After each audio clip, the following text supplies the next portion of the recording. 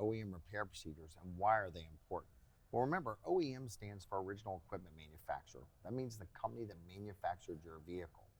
So what are OEM procedures? Well, I want you to think about it as an instruction manual that is provided by the vehicle manufacturer on how to repair your vehicle properly. You have to remember, engineers design your vehicle in a way that in the event you're ever in an accident, it will divert the inertia forces and keep you and your family safe.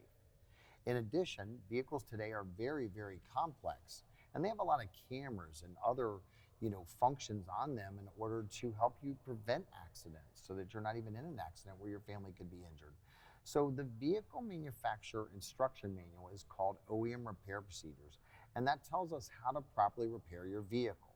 Now again, vehicle complexity makes this challenging. That means that things change year over year. So Danny, what are your thoughts on OEM repair procedures? Great point, Mike. And as a technician myself, I'd be lost without OEM repair procedures. And I'll break it down to you. If you ever put together a set of like a Lego kit, you get a million little pieces, a bunch of little pieces. Without those instruction manuals, they'll be all over the floor and stepping on them, and they hurt a lot. Yeah. So I mean, following those procedures, I'm able to go step by step, put it together, and so that way I can enjoy what I've purchased and and have a functional toy. So again, OEM repair procedures. You really want to ask your repair, do you follow these procedures? Because don't assume that getting your car fixed, that the repair is going to follow those OEM procedures. OEM procedures also lead to a better experience. I mean, they dictate the repair. I mean, they may have instructions to help, speed up the repair process or identify parts on the front end that need to be replaced. So that way you're not waiting at the very end and causing further delays, especially today with supply chain challenges. And again, the last thing you want to do is ask your repair, does the insurance company work well with them? And do they acknowledge and, approve these necessary and required tasks that the OEM states that need to be done? So again, ask the repair shop if they're following the OEM procedures.